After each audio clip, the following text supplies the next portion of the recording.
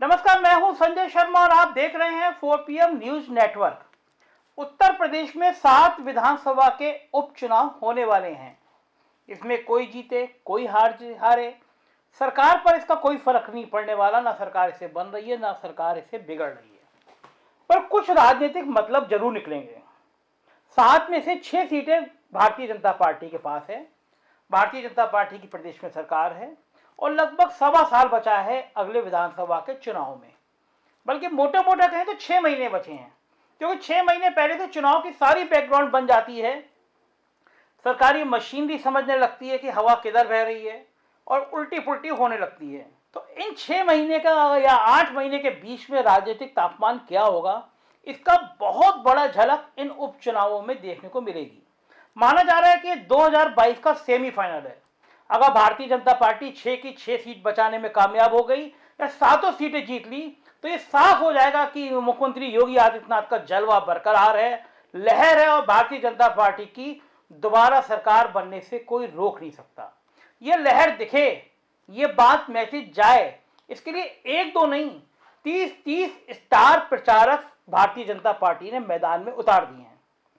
सोचिए, 7 विधानसभा, 30 स्टार प्रचारक। कोई बड़ा नेता ऐसा नहीं जिसका नाम उस स्टार प्रचारकों की सूची में ना हो।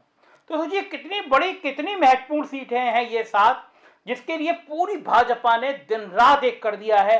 मुख्यमंत्री जी लगातार जनसभा कर रहे हैं और ये बीजेपी के कार्यकर्ता बम है कि 7 सीटें निकल के आएंगी, जीतेंगे। लेकिन अपने समाजवादी पार्टी के अखिलेश भैया हैं, वो किसी विधानसभा में जा ही नहीं रहे हैं। लोग परेशान हैं कि भैया जा ही नहीं रहे हैं तो समाजवादी पार्टी जीतेगी कैसे।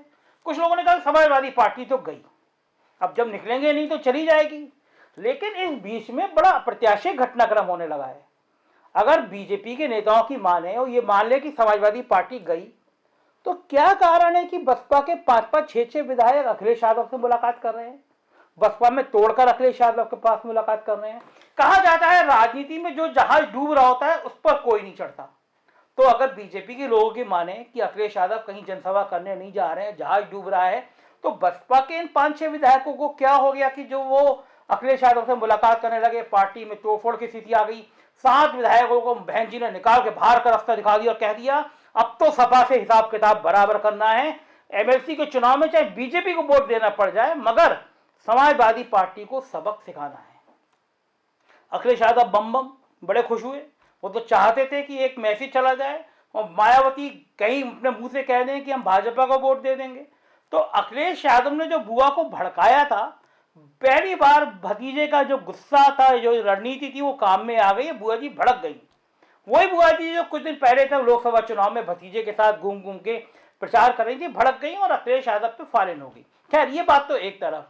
लेकिन आज अभी 1 घंटे पहले और एक झटका सामने आया।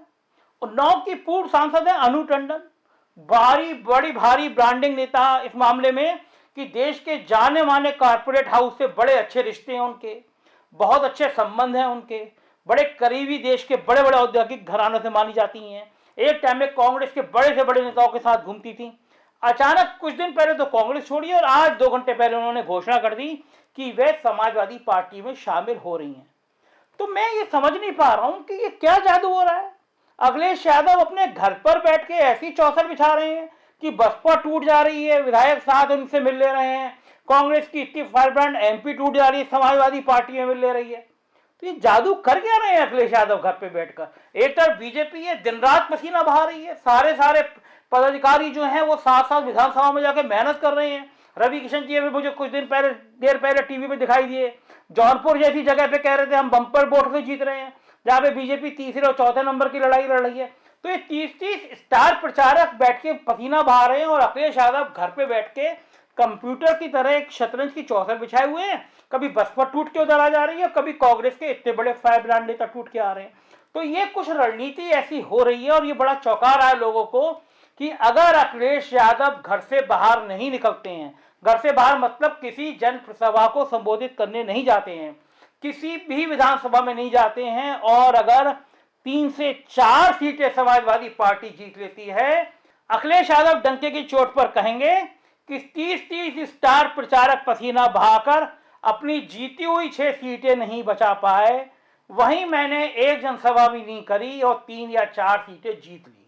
अगर ऐसी बात हो गई तो निश्चित रूप से समाजवादी पार्टी एक बहुत बड़ा संदेश देगी कि बिना अखिलेश यादव के मैदान में जाए अगर समाजवादी पार्टी ये परचम लहरा देती है तो एक मैसेज जाएगा कि मुख्यमंत्री ने हर क्षेत्र में सभा करी, इतने इतने बड़े नेताओं ने सभा करी और अखिलेश यादव घर से भी नहीं निकले, तब 3-4 सीटें समाजवादी पार्टी ने जीत ली। अगर ऐसा हो गया और ये संभव हुआ तो निश्चित रूप से समाजवादी पार्टी की बम बम होगी। इसलिए भाजपा के लोगों को थोड़ी मेहनत करनी चाहिए। जिस तरह से नेता सभा में आ रहे हैं खतरनाक संकेत है, क्योंकि राजनीति में हवा ही तय करती है और ये सारे नेता बेवकूफ़ नहीं है, कुछ ना कुछ तो सोच रहे हैं, जो सपा का दामन थापने को बेताब हो रहे हैं और अपनी बड़ी बड़ी गाड़ी छोड़कर साइकिल पर चलने को तैयार बैठे हैं। तो दिल थाम के बैठिए, 10 तारीख को जो भी चिन्ह निकलेगा वो 2022 की तस्वीर साफ कर देगा। भाजपा ने सारी सीटें जीत ली तो 2022 में फिर कमल खिलेगा। सपा ने घर बैठे 3-4 सीटें जीत ली तो कड़ा मुकाबला होगा, सपा की सरकार बनने की संभावना बनेगी। तो जाहिर है अगले 9 दिन उत्तर प्रदेश का राजनीतिक तापमान यूं बढ़ता रहेगा।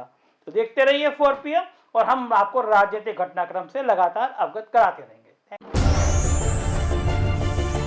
अगर आप बेबाक और निष्पक्ष खबरें देखना चाहते हैं तो हमारे चैनल को सब्सक्राइब करें और बेल आइकन को दबाएं।